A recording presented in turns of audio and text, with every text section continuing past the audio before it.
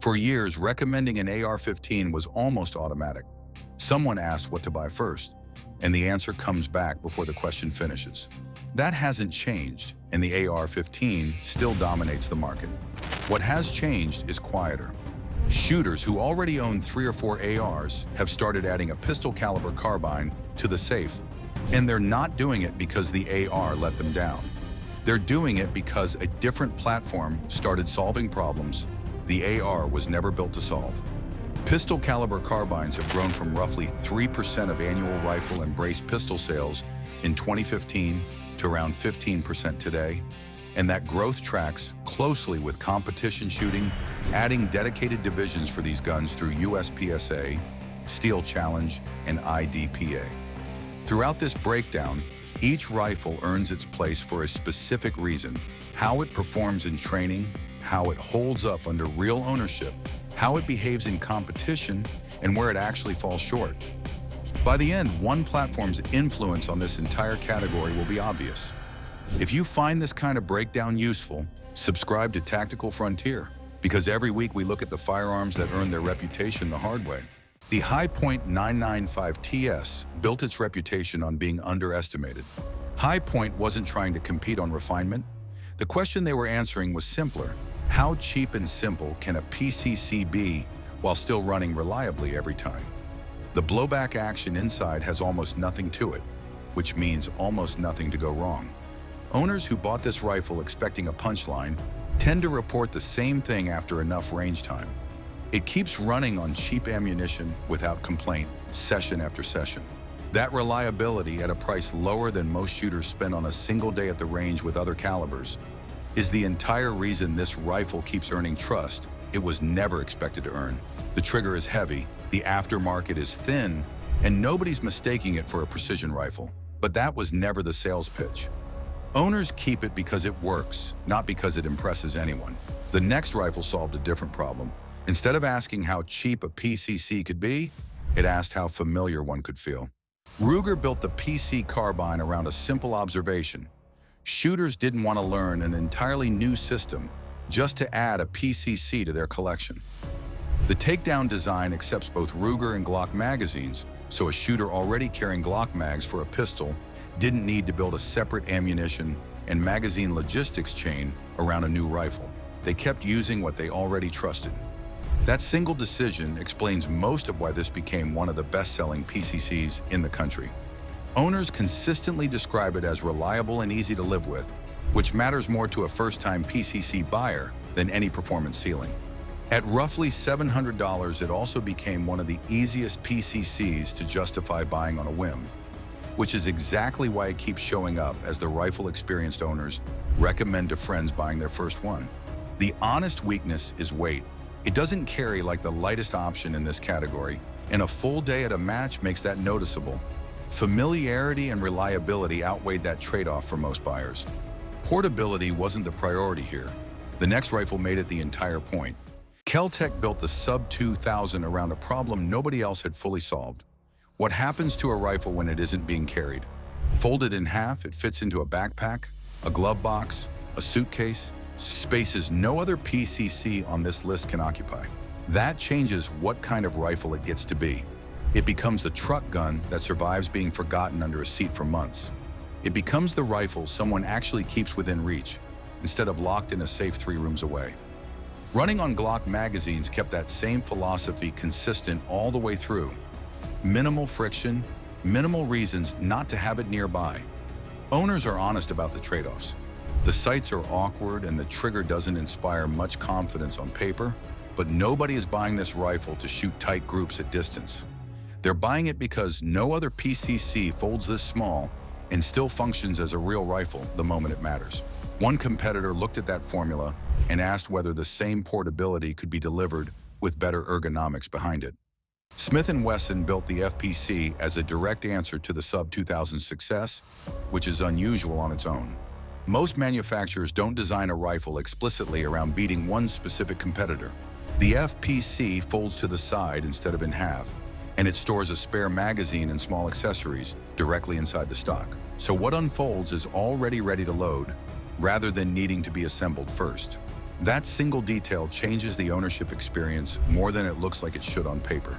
Comparisons between the FPC and the SUB-2000 have become one of the most common conversations in the entire PCC market, which says something about how directly this rifle was built to challenge a specific rival, rather than the category as a whole. The weakness is aftermarket support, which simply hasn't caught up to older, more established platforms yet. Whether Smith actually won that argument is still debated in comment sections everywhere, and the fact that the debate persists says the FPC earned a real place in that conversation. The next rifle wasn't built to compete with a single competitor. It was built to become an ongoing project for its owners. CZ built the Scorpion 3 Plus on a foundation of military and law enforcement use, which gave it a reliability baseline most PCCs don't start with. But the more interesting part of this rifle's story happens after the sale. This platform supports one of the largest aftermarket ecosystems in the category, covering triggers, stocks, charging handles, and safeties. All of it worth installing rather than just available for the sake of variety. Owners don't typically buy this rifle once and leave it alone. They keep buying parts for years, gradually building something that looks and feels very different from what left the factory.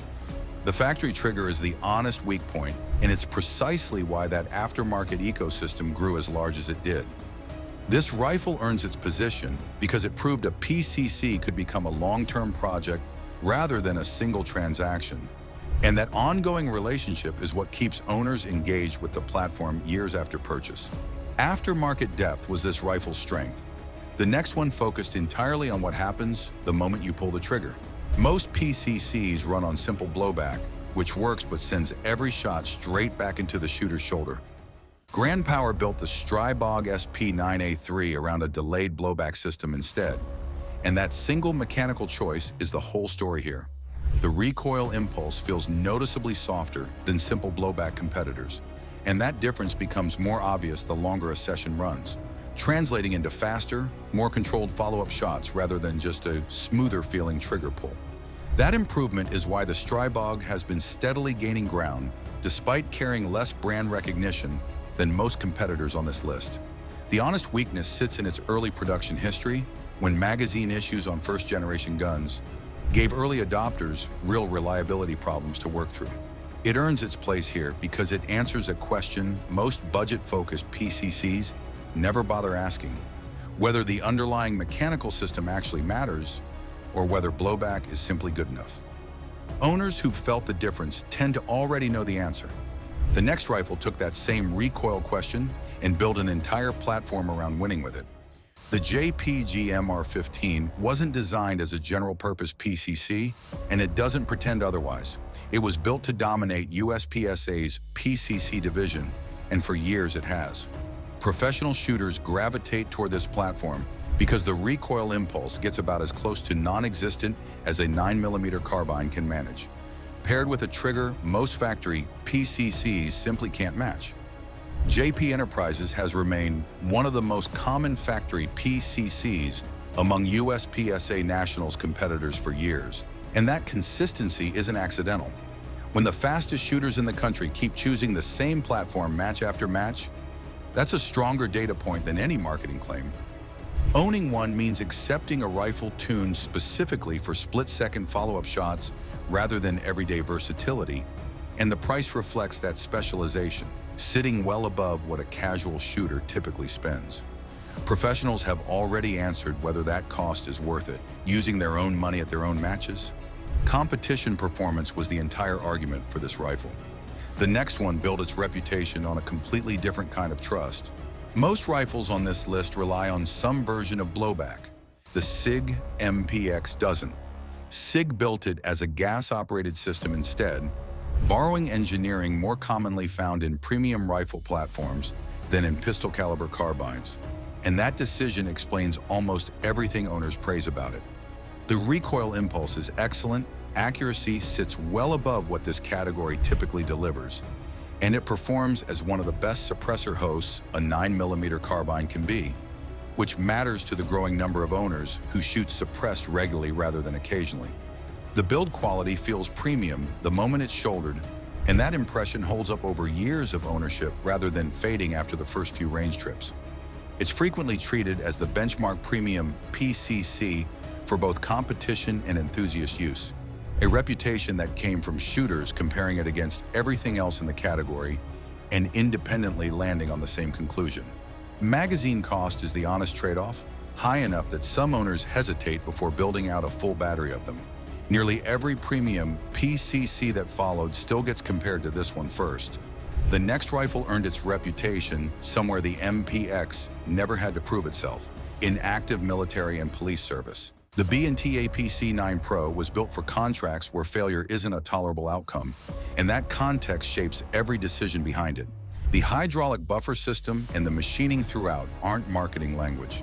They're the direct result of building for professionals who need outstanding reliability every single time a trigger gets pulled, not most of the time.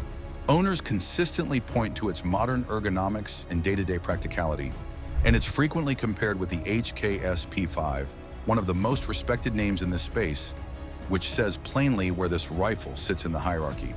Despite commanding a premium price, buyers keep choosing it because they trust its reliability without reservation, and that trust was earned in professional use before it ever reached a civilian market.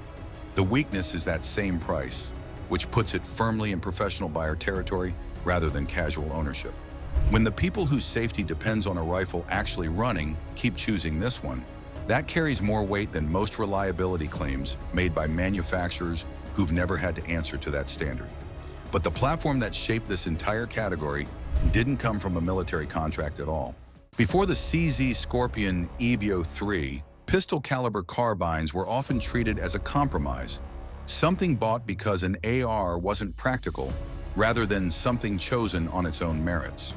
CZ built the EVO 3 to be affordable, reliable, and easy to maintain without asking owners to give up the fundamentals that make a PCC worth owning in the first place. That combination is why it became one of the biggest catalysts behind the modern PCC boom, rather than just another entry in it. It inspired an enormous customization culture and shaped how nearly every later PCC design in this category approached recoil systems, magazine compatibility, and affordability. Worldwide adoption followed naturally because a rifle that's affordable, dependable, and easy to live with translates across borders in a way premium, price-locked platforms simply can't. Owners recommend it because it delivers what a shooter actually needs from a PCC without demanding a professional tier budget to get there.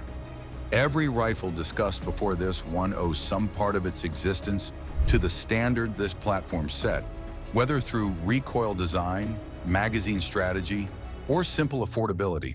It didn't win by being the most advanced option in the category. It won by proving the category deserved to be taken seriously at all. None of this means the AR-15 is losing ground, and nobody buying these rifles believes it should. What's actually happening is more specific than a rivalry. Experienced shooters keep discovering that a PCC solves problems the AR was never designed to solve. Cheaper training sessions, quieter suppressed range trips, easier follow-up shots in tight spaces, and a platform to practice reloads and transitions on without burning through expensive rifle ammunition. That's why so many AR owners now own both.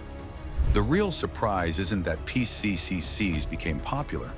It's that shooters who could buy almost any rifle they want often reach for the PCC more frequently anyway, not because it replaced the AR, but because it solves a different set of problems better.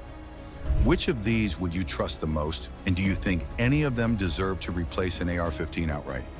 Let us know in the comments. If you found this useful, subscribe to Tactical Frontier for more breakdowns like it every week.